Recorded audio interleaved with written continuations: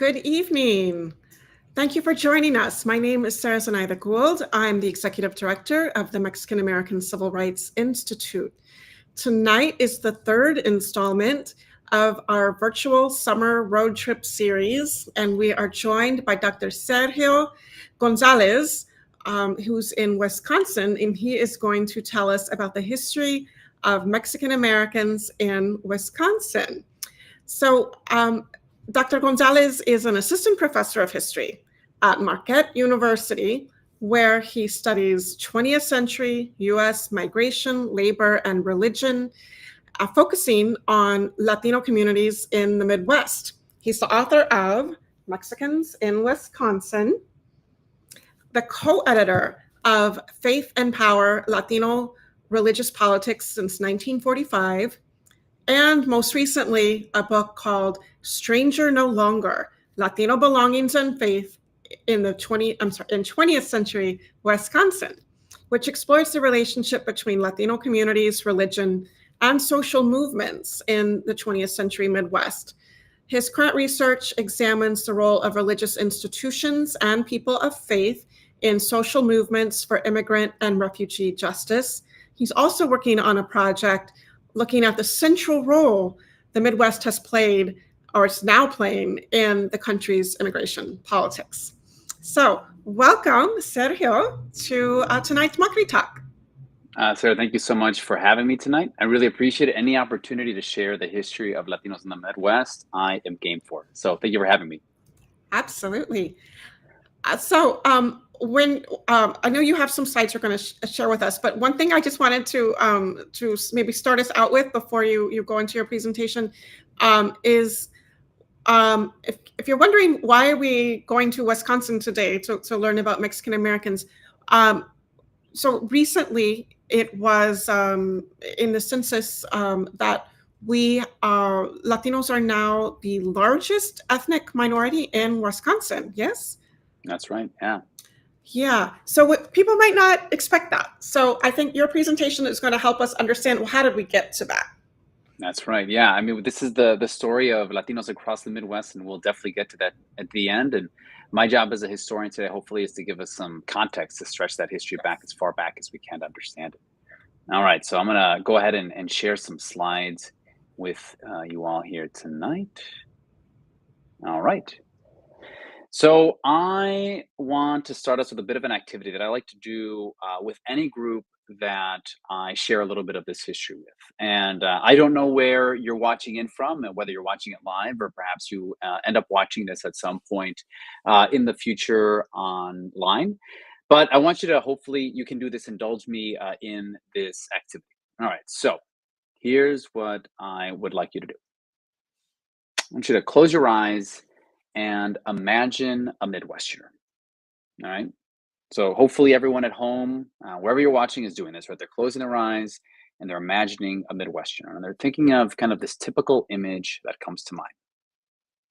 All right. So I'm going to assume that we're all kind of in this space together doing this activity. We are closing our eyes, imagining a Midwesterner. And I'm going to, instead of obviously doing a little bit of Q&A and getting audience participation, I'm going to fill in the blanks here and think about who comes to mind when we think of a Midwesterner. You know, I'm imagining that most people think about that farmer working out in the rural Midwest with a set of overalls, maybe wearing some flannel. Maybe he's got a beer gut. I'm going to imagine that in your mind's eye, this Midwesterner is probably white. He's probably going to speak English. I think that's the idea that most people have when they imagine a Midwesterner, somebody who lives in the heartland. But for me, somebody who was born and raised in Milwaukee, Wisconsin, that is not the first thing that I see. In fact, when I close my eyes and think of a Midwesterner, the first persons that I see is my family. My folks, my family, they're all originally from Jalisco, Mexico. My dad's family came to the Midwest in the late 1950s, early 1960s. My mom's family came in the late 1970s and early 1980s.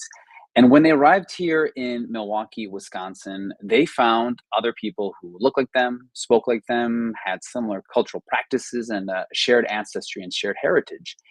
And for them, growing up here in Milwaukee, making their life here in Milwaukee, They found that this was as much their home as anybody else's. So I decided to go back to graduate school in 2012 after being a middle school teacher for a few years.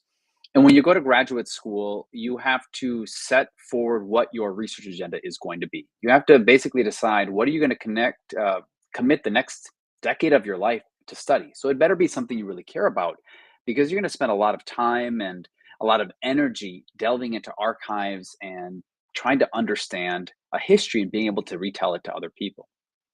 So when I went to graduate school at the University of Wisconsin-Madison, I knew that there was one thing I wanted to study. And that was to try to better understand why in the world it was that my parents, originally from Jalisco, Mexico, had decided to settle in Wisconsin, of all places. Why not Texas or Arizona or California, places that have much larger ethnic Mexican populations? So I went to grad school trying to untangle this idea of why the Midwest, why they had settled here. So the first time I had an opportunity to go to the archives was the summer of 2013. I was a second year master's student. I was going to jump into those materials that would really help me better understand and tell the story of Latino settlement in a place like Wisconsin. I went to this archival society the first time that I was going to get elbow deep into these materials, institutional documents, oral histories, photographs, whatever I could find to help me tell the history of this community. I went to the archivist at this historical society and I asked him to show me everything that his association had preserved on this community, on my community. The archivist went into the back room, came back, and put 3 boxes in front of me. 3 boxes was the only thing that this historical society, the Historical Society for Milwaukee County, had preserved on my community's history. So I was pretty disappointed because I thought, well, first of all, there's no way you can write an entire master's thesis, much less a PhD dissertation, off of 3 boxes. I was also pretty disappointed because it maybe said something about the way in which my community had been seen by historical societies and historians in the past, right? Was this community worth preserving and keeping within these documents? Well, I got over that initial sense of disappointment and I opened up the first box. And I want to show you the absolute first document that I pulled out of those boxes. So here is the first thing I pulled out.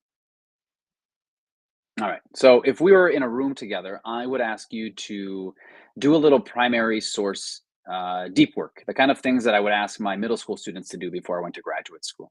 All right. So we'd look at this document and I would tell you a little bit about it. So this is the Milwaukee Journal magazine. This is the Sunday insert, the special that would go inside the Milwaukee Journal, which is the paper of record, the newspaper of record in Milwaukee.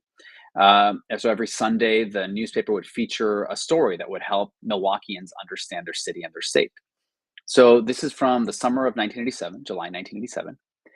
And I would ask you, if we were sitting in a room together, to kind of break down what this image shows us. And we would see images of families outside of a church. Look at their faces, and they all look pretty happy, a sense of kind of joy. You see a sense of community developing kind of here in this image. And then your eye maybe would go to the bottom of the image where it has that text. Here's the twist for the listeners. That very first image that I pulled out of an archive, the first document that I pulled out of an archive, that's a picture of me as a baby in my mom's arms with my dad looking over her shoulder. I'm here just a few months old. I was born April 30th. This picture was probably taken in early summer in May or June. I'm just here probably a few weeks, maybe a month old in my parents' arms as we walk out of our church, Our Lady of Guadalupe Church on the south side of Milwaukee. So I was pretty stunned. The absolute first document that I pull out of the archives is literally a picture of my family, right? This existential moment that a lot of historians eventually grapple with, right? Now, finding yourself in your research. I'm literally finding myself in these records on my first day in the field. So after I get over that initial sense of awe and like just shock, I put my historian's hat back on and I try to break down this document. And again, I was drawn to that text at the bottom of the page, the pulse of Hispanic Milwaukee. What does it mean that the newspaper of record for the city of Milwaukee has dubbed this image as the beating heart of my community, right? Happy families, enjoying a sense of fellowship, walking out of a church. What I realized, of course, is that the church has always been important for my family and for many families on the Latino South Side of Milwaukee, Wisconsin. It's been a place of community, it's been a place of fellowship, it's been a place where people have gone to many times when they have felt like they don't necessarily belong in this new space that they call home.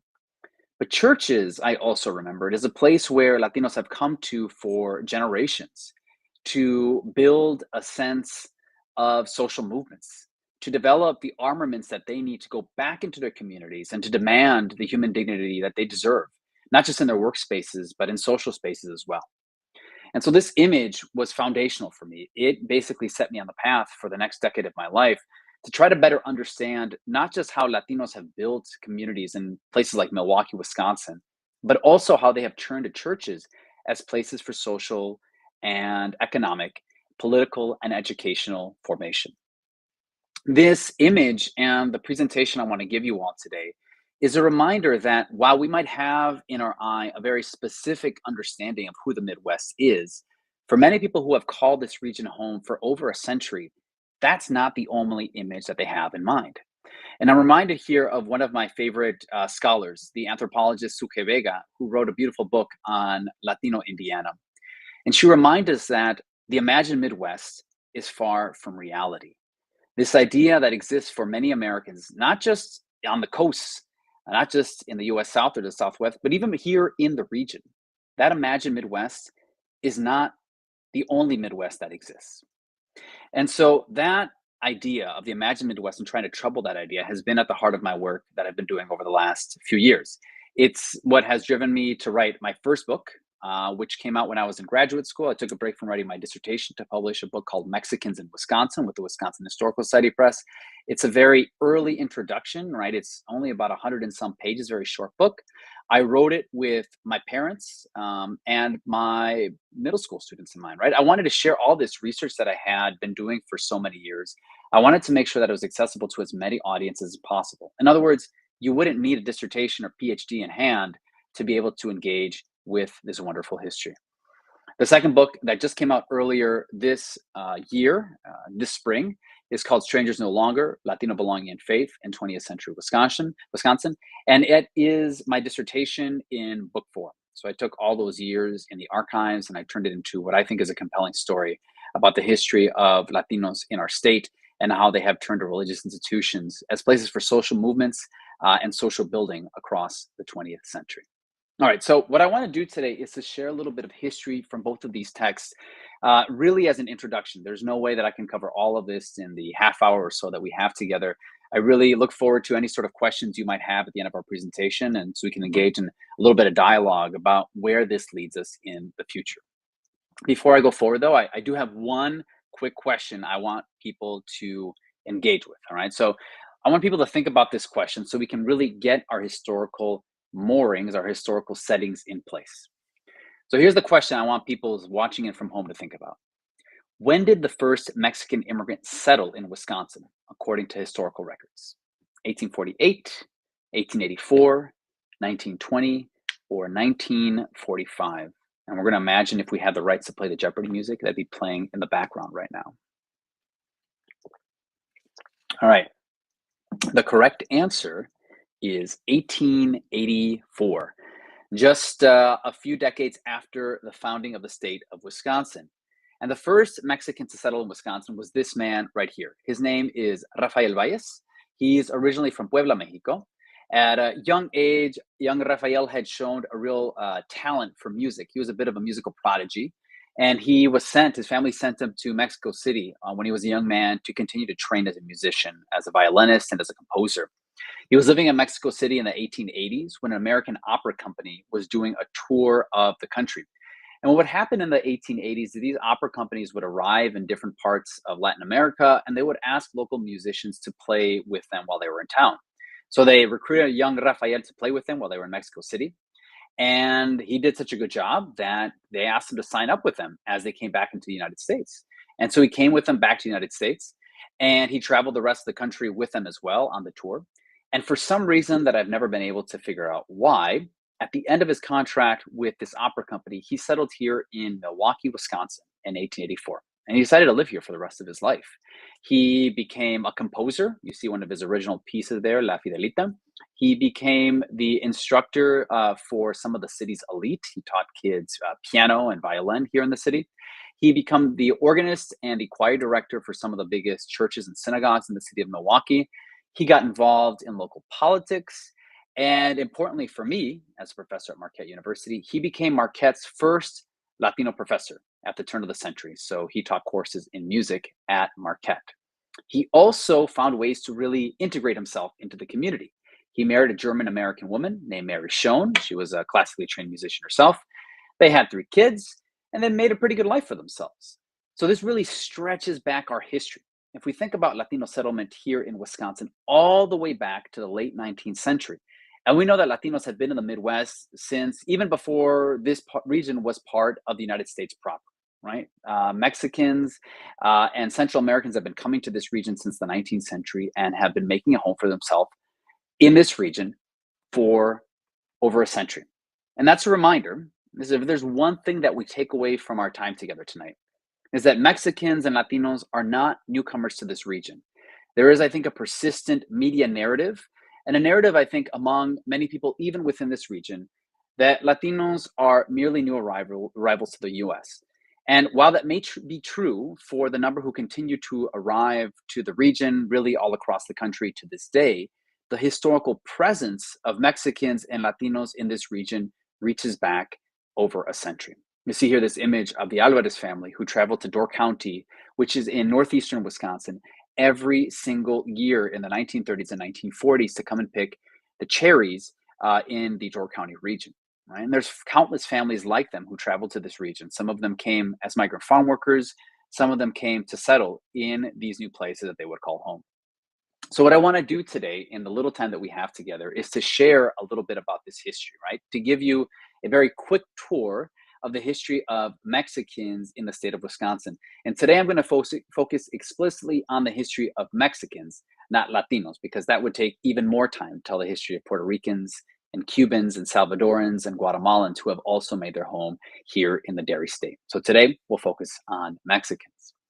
So I mentioned that Rafael Valles was the first Latino, the first Mexican to settle in Wisconsin in the 1880s, but he's really an outlier for the next few decades because Wisconsin doesn't have much of a Latino or Mexican population through the turn of the century. In fact, the 1910 census that says that Wisconsin only has about 10 Mexicans that have permanently settled in the state, only 10. And then something happens in the 1920s. In the 1920s, Congress passes a series of immigration laws that functionally shut off immigration from Europe. Many Americans have become quite alarmed, very anxious, a little bit nervous, even a little bit angry about all of the immigrants who are arriving in such large numbers from places like Italy and Greece and Poland and Russia. They look at these people and they say, well, these people speak a different language, they eat a different food, they practice their faith differently. And quite honestly, I'm not sure if they can ever become American. It's a real rising sense of nativism in the country that drives American legislators in 1920, 21, and 1924 to pass a series of laws at the federal level that basically shut off immigration from Europe.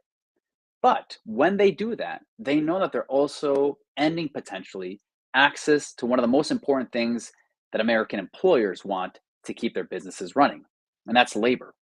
So at the same time that Congress ends immigration from Europe, or at least cuts it off almost to nothing, they leave the door open to the Western Hemisphere, and specifically to Mexico. So companies in the United States begin to look south for that cheap labor that they had really depended on for decades to build their companies. Here in Milwaukee, one of the most important industries to do that was the tannery industry. For those of you who don't know what tannery work is, that's taking cow hides and turning them into leather that can be sold all across the world. And of course, Milwaukee is a perfect place to do this tannery work because we have the cattle yards in Chicago, where we also had cattle yards here in Milwaukee. And so Milwaukee at the turn of the century was actually the #1 tannery city in the entire world, produced more tanned hides than any other place in the entire world. You had companies like the Pfister and Vogel Tannery, which actually had 3 plants here humming constantly in the city of Milwaukee, and they needed cheap labor in the 1920s. They could no longer look to Eastern and Southern Europe to do this type of work. So they sent labor recruiters down to Mexico. In Spanish, those labor recruiters were called enganchistas. In other words, they were going down to Mexico to hook young men and bring them northward to do this type of work. And some listeners might know that in 1920, Mexico had just completed a pretty dramatic, nasty civil war, revolutionary war that had left the country's economy in shambles. And so a lot of these young men were living in places like Jalisco, Michoacan, and Aguascalientes, and they needed employment to provide for themselves and for their family. So these young men saw these labor recruiters arriving in their towns, and they readily signed these contracts. Now, these contracts were often for 6 months, and they were often written in English. But again, these men were desperate. They needed opportunities, and they jumped on trains like the one you see here in front of you, and they made their way northward across the US-Mexico border, across the US, across the Midwest, before they arrived here in Milwaukee, Wisconsin. Now, when they arrived at the train depot in Milwaukee, Wisconsin, they weren't necessarily expecting a welcoming parade or a party, right, to invite them into the city. But they also were not expecting striking workers from the Pfister and Vogel tannery prepared to beat their heads in. Because here's the thing that the company did not tell these Mexican men before they signed their contracts. Pfister and Vogel had a unionized workforce, and those men were out on strike. And so the company had gone down to Mexico to get strike breakers instead of engaging in collective bargaining with their own workforce. So the first interaction that Wisconsinites and Milwaukeeans have with these arriving Mexicans is that these people are coming here to functionally take our jobs. That's the first interaction that Milwaukeeans have with this group of Mexican citizens. I mean, the situation is so bad that these young Mexican men are forced to sleep inside the walls of the tannery after their shifts end because the company is afraid that if they leave the company property, they're going to get their heads beat in by these unionized workers.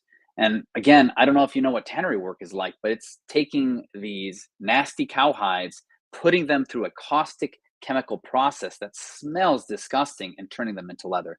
So this is the conditions that these early Mexican men found in Milwaukee.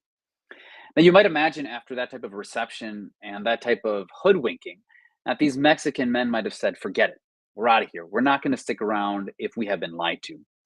But again, remember, the situation in Mexico economically was so poor that these men were willing to take any opportunity if they could find it. So that first trainload of men that arrived in the early 1920s eventually grew into a growing number of young men who were willing to come and do this work. And at first, it was only young men who arrived in Milwaukee because, again, they were being recruited to do one thing and one thing only, and that was to work in industrial labor. So you see these young men who would arrive in Milwaukee. Many of them would live in boarding houses. You see images here. Some of them, for the first time, some of them are seeing snow on the image on the edge.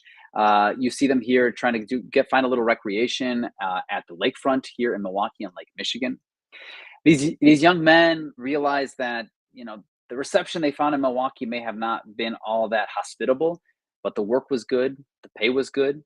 And so what had initially started as small groups of young men eventually turned into families as these men called down to their wives and to their families to come northward to follow them and to stay with them here in Milwaukee, Wisconsin. So remember that in 1910, there were only about 50 Mexicans living in the city of Milwaukee. By the end of the 1920s, that number was closer to 5,000 people, an astronomical growth of Mexican nationals who arrived in Milwaukee with the hopes of bettering their economic situation and finding a better life for themselves. And nearly all of these people settled in a very tight area on the south side of Milwaukee called Walker's Point. Walker's Point is one of the original neighborhoods in the city of Milwaukee. It has traditionally been known as the Ellis Island of Wisconsin. It's the place where many immigrants arrived before they dispersed all across the state. These Mexicans, however, did not disperse. They ended up living and staying there because this is where their factory jobs were. And it was really the only place where they could get housing because they were often denied definitely any sort of opportunity to buy housing in Milwaukee, and sometimes even denied the opportunity to rent housing anywhere beyond this industrial area in which they lived. So about 5,000 Mexicans are living on the south side of Milwaukee by the end of the 1920s. Milwaukeeans begin to wonder, who are these people? Right? They had been promised with the Immigration Act that the federal Congress was going to shut off immigration, right? They were going to cool off the number of people arriving in the United States. These Mexican nationals who were coming to the country, the promise had been that they would just come for temporary labor And then they would leave and go back to their home country when their contracts were over. But the reality was that by the end of the 1920s, this community was blossoming. And this was happening all across the Midwest, right? Places like in Chicago, in Detroit, in the Twin Cities had thriving Mexican colonias. These were groups of communities that had decided they wanted to stick around and find a better life for themselves and their family. So by the end of the 1920s, Milwaukeeans are getting a little bit frustrated. They're getting a bit alarmed. And they begin to ask, who are these people? In 1930, the International Institute, which is an immigrant settlements house here in Milwaukee, decided to send out a social worker out into the South Side to try to do a survey to figure out who these people are. This social worker, her name was Agnes Fenton. She went out into the South Side and she interviewed as many people as she could to try to better understand who these people were. Now, one major problem, she didn't speak Spanish and she didn't talk to many Mexicans for her study. She ended up talking to employers and teachers and other social workers and police officers. And she released a report in 1930. It's called The Mexicans in the City of Milwaukee. And I want to show you parts of how she framed this new community that was growing very rapidly on the city's South Side. Her report read in part, do you know how intimate an American problem the Mexican has become? So remember that just 10 years prior, American corporations like the Pfister and Vogel Company had actively recruited these workers. They saw them as essential labor to keep their businesses humming.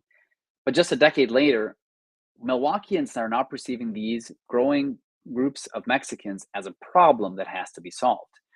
What was the problem that they actually posed? Well, this is what Fenton said later in her report. While the social workers are afraid that the peons will not mix with our native population, the eugenicists are afraid that they will. It is certain that interbreeding cannot be prevented, and that would be considered a happy ending if the quality of our racial stock were not lowered in the process. If the stock of the Mexican is as good as ours, there can be no scientific objection. But there are, however, competent and impartial observers who consider the peon inferior to the whites, both physically and mentally. So now, this growing community of Mexicans poses a very specific problem, and that is the fear that they're going to try to mix in with the white population. You see that word there, interbreeding, right? The author is referring to eugenics, the pseudoscience from the early 20th century that believed that race was definitive, right? That you could actually gauge the scientific progress of man through a study of the races. And here, Mexicans have been perceived as a being, as she notes here, of a lower racial stock.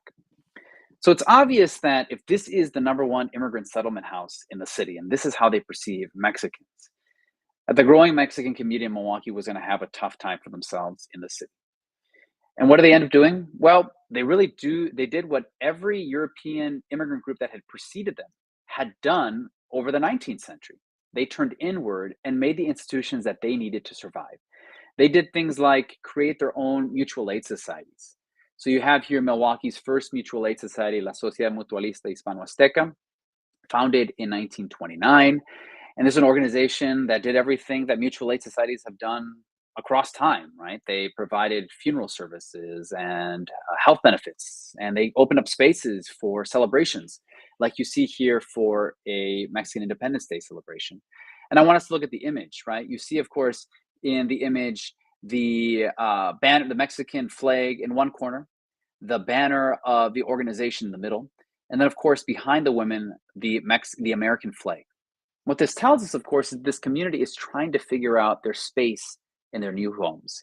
They're obviously Mexican. They have connections back to their homes in Mexico, but they're also trying to grapple with their status, their sense of community, their sense of belonging in this new space. So they established mutual aid societies. They made their own grocery stores. This is Milwaukee's first grocery store, Luciano Aro, who opened up a grocery store right in the Walker's Point neighborhood. He did his best to save every penny that he could from his job at the Pfister and Vogel Tannery. He was one of the original workers who had been recruited in the early 1920s so that he could get out of that job and open up this grocery store. So he could basically provide for his community all those things that they missed from back home. So mutual aid societies, grocery stores, things like baseball clubs. This is Milwaukee's first Mexican baseball club, Los Amigos Baseball Club, founded in the early 1930s. And they did things like found religious sites, right? Houses of worship where they could practice their faith in a way that was familiar to them, in a way that reminded them of home. This is Our Lady of Guadalupe Catholic Mission Chapel that was founded in 1926. The Mexican community, this is really the only place where Mexicans felt a sense of fellowship with white Milwaukeeans. It was their shared Catholicism that really brought them together. The Milwaukee Catholic Archdiocese purchased an old storefront for them. They kind of got as much as they could for donations from the community to transform the inside of that space into a site, or really a home, where they could practice their Catholicism.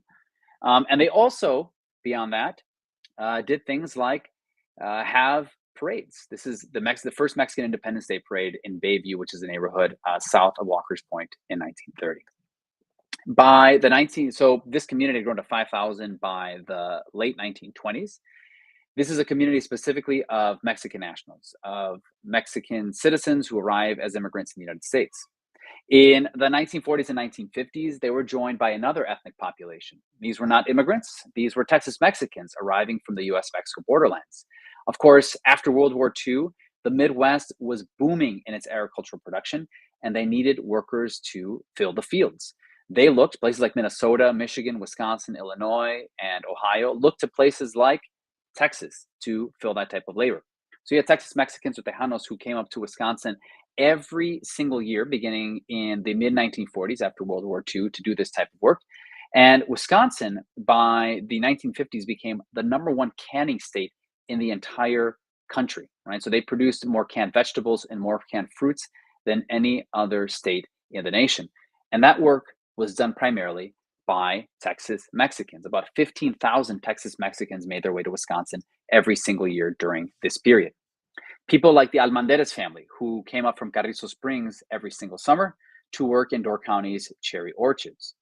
So I want us to think a little bit about a family like this one, not specifically Almanderes family, but families like the Almanderes family, who traveled from Texas every single year to work in Wisconsin's orchards, in their fields, in every sort of fruit and vegetable that you can imagine, whether it was pickles, it was lettuce, sugar beets, cherries, and on and on and on. These workers were essential to make sure that Wisconsin could become the agricultural powerhouse that it became in the post-war years. But they didn't always find a welcoming home in the places in which they arrived. I'm going to show you one quick example to really lay this clear. In 1949, a family like the Almanderes family had been working in the fields, and they didn't have a lot of money because, of course, they were in Wisconsin specifically to work and save as much money as they could before they went back to Texas for the winter season. So a family like this family decided to go to a local park, specifically a local pool, where they could use the county pool at their leisure. In 1949, one of these families went to a park in Fond du Lac County, which is right in central Wisconsin, and this is what they found. The family, and specifically the children, were barred from entry into the park, and they were barred from entry into the pool. The custodian, Seymour Patrick, told these families that the white children of Waupun didn't want to be in the same pool. In fact, the parents of these white children said that Mexican kids carried tuberculosis, and Mexican kids didn't even speak English. So they didn't want their kids mixing with them in the pool. Now, I want you to note the title for this news article. It doesn't say Texas Mexican. It doesn't say American. It says Mexican kids. Here in central Wisconsin in 1949, the newspaper didn't care their citizenship or where they came from. They just cared that they were Mexican. So we're forced to ask ourselves a question: what happened in this situation, right? This is kind of a drastic example of abject discrimination happening in central Wisconsin in 1949. What happened to these kids, and what happened to Seymour Patrick, this custodian who barred these kids' entry? Well, in a real twist, Seymour Patrick was fired the very next day, lost his job.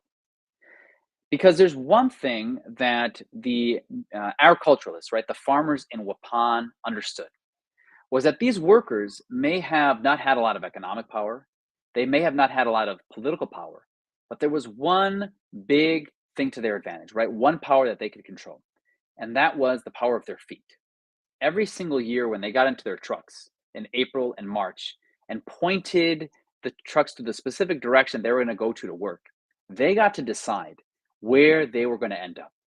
Were those Texas Mexican families going to go to Michigan, to Minnesota, to Illinois, to Indiana, to Ohio? So farmers in Wisconsin were afraid that word was going to get out to Texas Mexicans that central Wisconsin was not an inviting place. It was not a hospitable place to migrant farm workers. The reality, of course, was that for migrant farm workers in the mid 20th century, they existed in kind of the last vestiges of indentured servitude in the United States. State and federal reports that came out in the 1940s and 1950s referred to these people as the displaced persons of America, the stateless citizens, the most forgotten and neglected people in our land, and the stepchildren of America. Right? They had nothing going for them in terms of political power, but the one power they had was the ability to decide where they worked. And so you had newspapers like the Milwaukee Sentinel here pleading with Wisconsinites to treat these migrants better. Excuse me, this is what they said in one report in November of 1952. Migrant crews, which swarm into Wisconsin by the thousands, are an economic asset to the state and make the difference between success and failure in many of our harvesting operations. They give us valuable service and deserve decent treatment while they are giving it. And I want us to think about that last sentence in this clip that I pulled out here. They give us valuable service and deserve decent treatment while they are giving it. In other words, Wisconsinites should treat migrants better because they provide an economic service. But the question we should ask ourselves is what happens when these migrant farm workers are no longer economically advantageous? What happens when they no longer offer that thing that Wisconsinites need? Does that mean that Wisconsin should turn around and provide a different form of treatment towards them? And that's a question, of course, that hung in the background, that hung, in fact, sometimes right over the heads of migrant farm workers here in Wisconsin. It meant that many Wisconsin towns didn't really do much to change the fundamental institutional issues that were forcing migrants into pretty rough conditions to begin with, whether it was deplorable treatment in county parks, whether it was the housing that they found, places that state commissions refer to as hovels that defy description, or whether it was the poor pay that they received at the worksite. So in places like Waupun, instead of trying to address any of that, the local community just put on a number of different, what they called Waupun migrant projects, right? They had these recreational opportunities for young migrant children to intermix with Waupun students. They would hold dances where local residents could intermingle with migrant farm workers. They refer to these things as fiestas and fandangos, right? But what they were fundamentally were band-aids. They weren't actually addressing the root cause. But even if that was the case, in many ways, Wisconsin residents thought that this was enough. In fact, you see it in the way in which the state newspapers reported on how these local communities were responding to these issues. You see this report from 1950 from the Milwaukee Journal. A year ago, Waupun had a race problem. But guess what? The problem now has been solved with a few fiestas and fandangos. The reality, of course, was that conditions continued to be pretty poor throughout the 1950s. Right? This is the type of housing that Texas Mexicans found all across Wisconsin. This is in Plymouth, Wisconsin, which had large pea canneries. Right? And this is actually a pretty decent house because at least it has a roof and windows, which you couldn't say about many other places. This is what a communal shower looked like for migrant farm workers in Watoma in central Wisconsin in 1969. This is 20 years after that incident at the Fond du Lac County Park, right? This is what the inside of that shower looked like. Really the most destitute of opportunities, not much there. It would not be the initiative of Wisconsinites that would fix this problem. That would require organizing for migrant farm workers themselves. And of course, any listener who is tuning in tonight or watching this later knows what happened in the 1960s. The civil rights movement that had started in the Black freedom struggle eventually moved to other communities, including Mexican American and Filipino American communities in places like California, where people like Cesar Chavez and Dolores Huerta began to organize their fellow workers into migrant farm worker unions like the United Farm Workers. Here in Wisconsin, migrant farm workers heard about that organizing, both in the Black freedom struggle and in migrant farm worker communities in California, and they decided they wanted to do something similar in the state. So in 1966, migrant farm workers organized themselves into the first migrant farm worker union in the Midwest. It was called Obreros Unidos. It was made up of young families that had been traveling for decades. Their families had been traveling for decades to the Midwest and specifically to Wisconsin. And these people were sick and tired of the living and working conditions in which they were working. And so they organized themselves into a farm worker union. They met in Watoma, Wisconsin, which is the heart of pickle processing here in Wisconsin. And they marched miles and miles and miles to Madison, Wisconsin, which is the capital. And they called their march a march for respectability. They didn't want just higher wages and better living and working conditions. They wanted to be respected as human beings. And the movement they started in central Wisconsin, you see there the Thunderbird, right? Young Jesus Salas, who's at the front of the line shaking a hand, he called Cesar Chavez and asked for permission to use the UFW's Thunderbird. He granted that permission.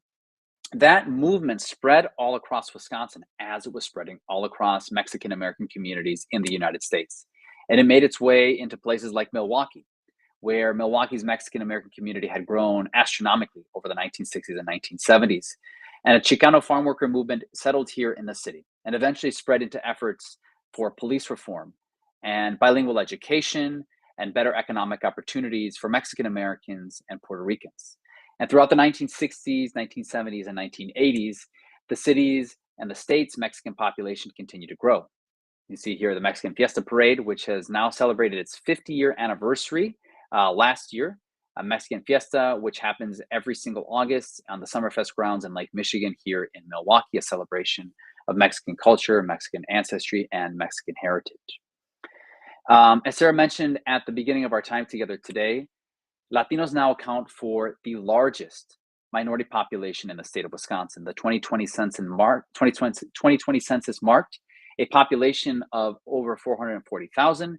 We might imagine with the undercount and with the extra few years that we are probably over 500,000 Latinos who now call Wisconsin home.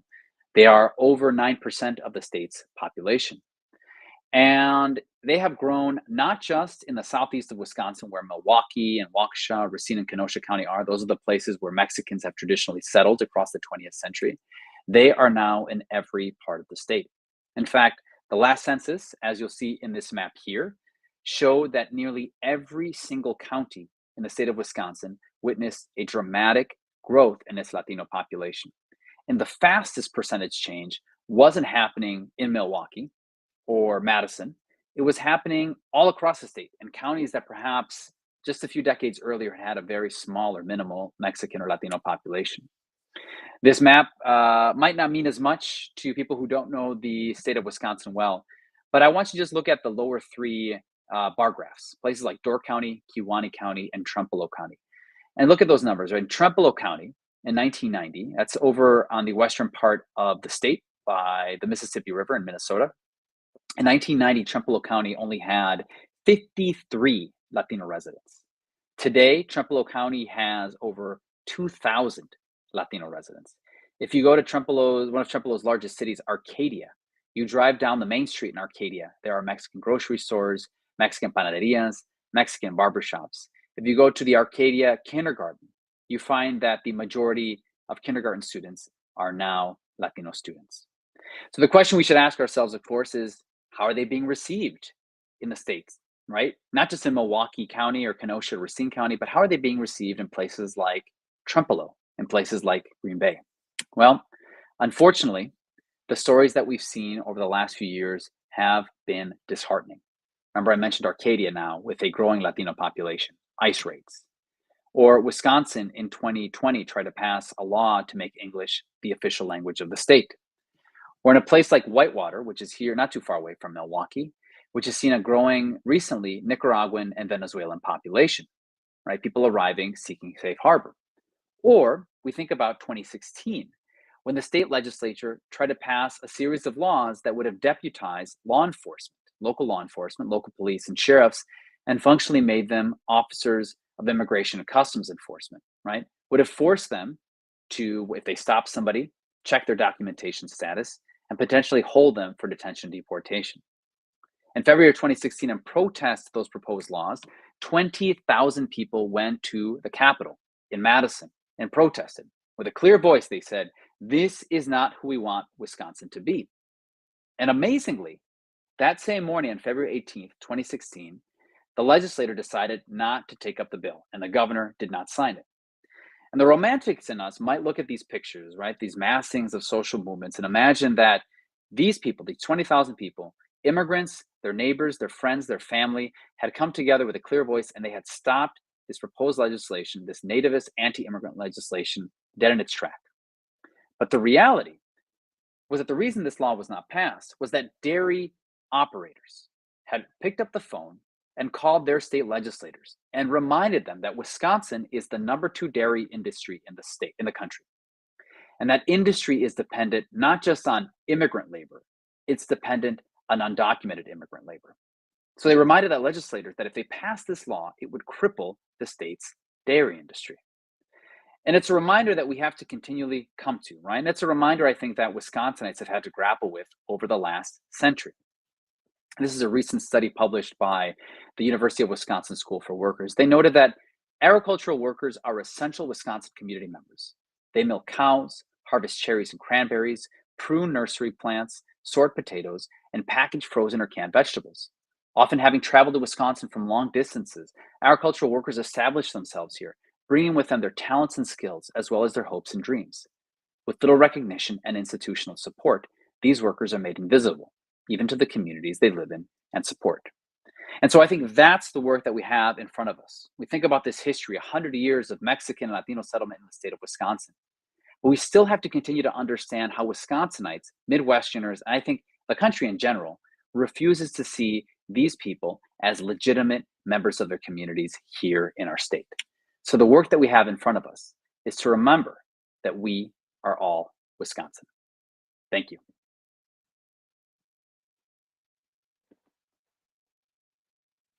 Thank you so much. What a wonderful presentation and an overview of the history of the Mexican presence in Wisconsin. We do have time for people to share more questions in the chat, and I do have a couple already queued up from our audience. Yes, and we just got a comment from one of our future MACRI Talk speakers, Omar Valerio Jimenez, who says, excellent presentation. It really Thank you, was. Omar.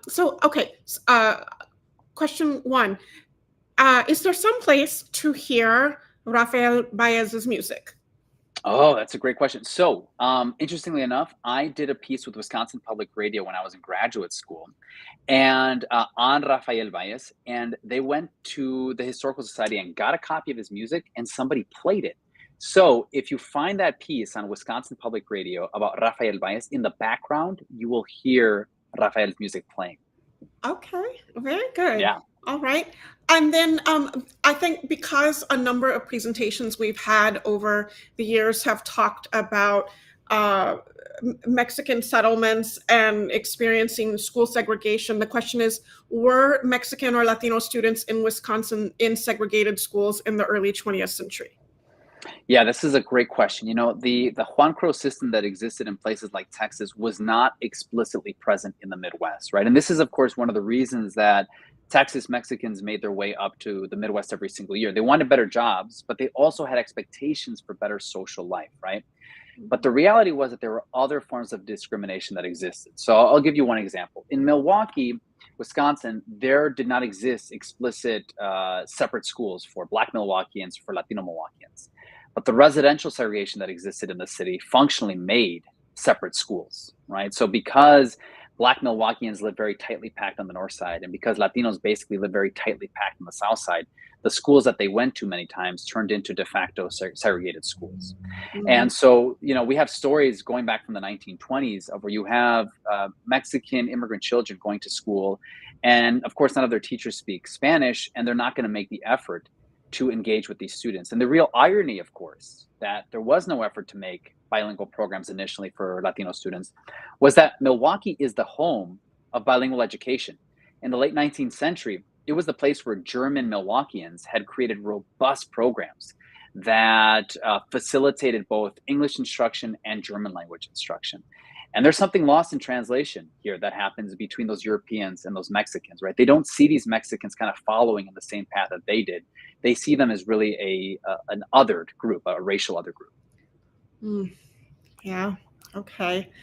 Well, this is a question for me. I have read about this collective that you're part of. At the beginning of your presentation, you said you went to the archive. They only had a couple of boxes.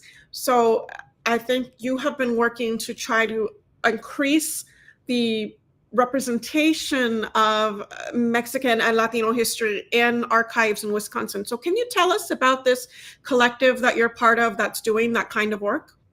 Yeah, that's a great question, sir. I appreciate that. So, what I will say is that I found the footsteps of a number of public historians who have recognized this inequity for quite a long time. And so, even before I went to graduate school, there were wonderful public historians who weren't necessarily trained in graduate studies as historians, but they had a passion for this work. And so, I want to name them because they're so wonderful. Margarita Sandoval Scar and Arnoldo Sevilla are two great historians here in Milwaukee who have dedicated years of their life to go into people's homes and to ask them to contribute their stories, either through oral histories or through photographs, to make sure that they're preserved.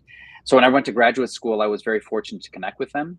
And my job in the position that I have in an academic institution is to try to get as many, resources available to make sure that we can spread this work out.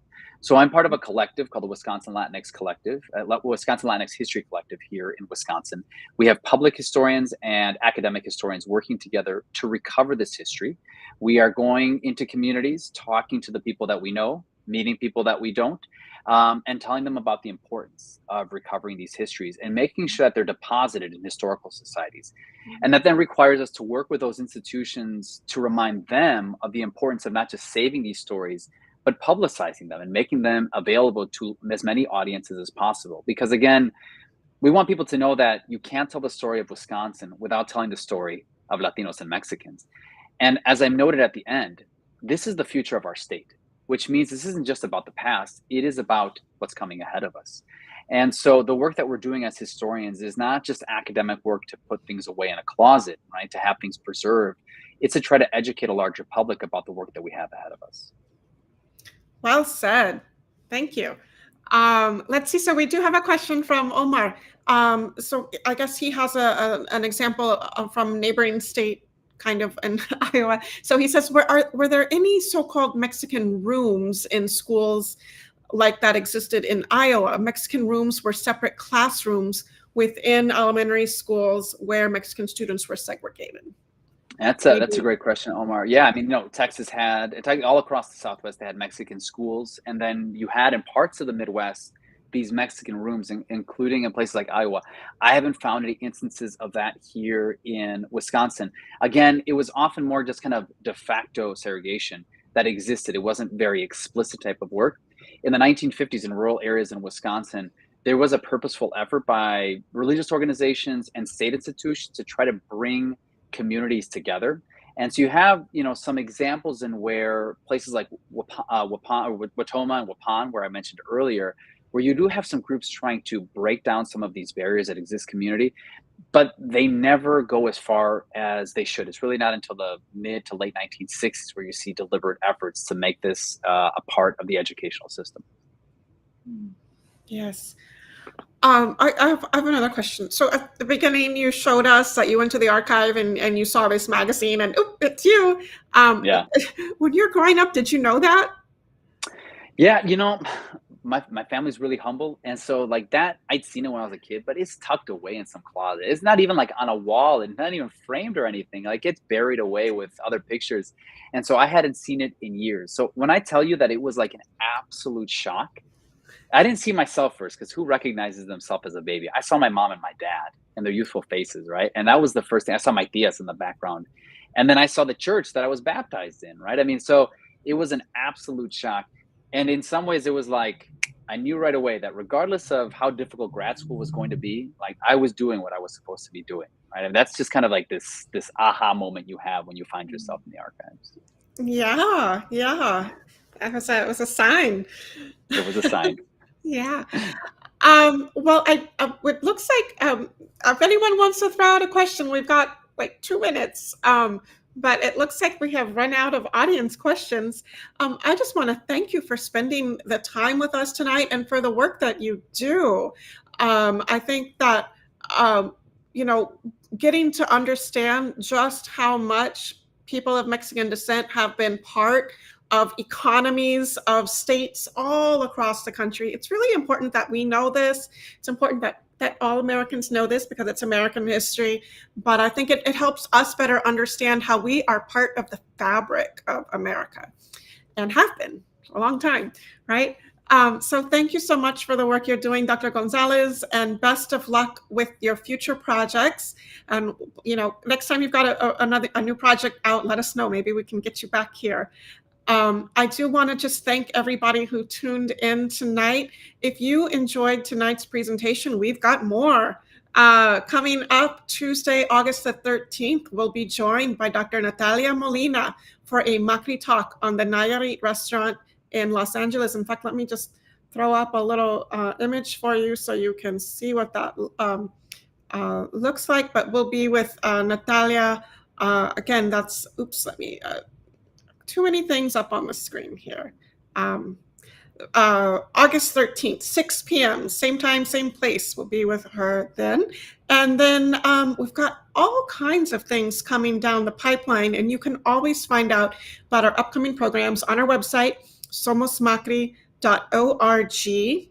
Did you know we are building the nation's first museum dedicated to Mexican American civil rights history? Yes, and we need your support.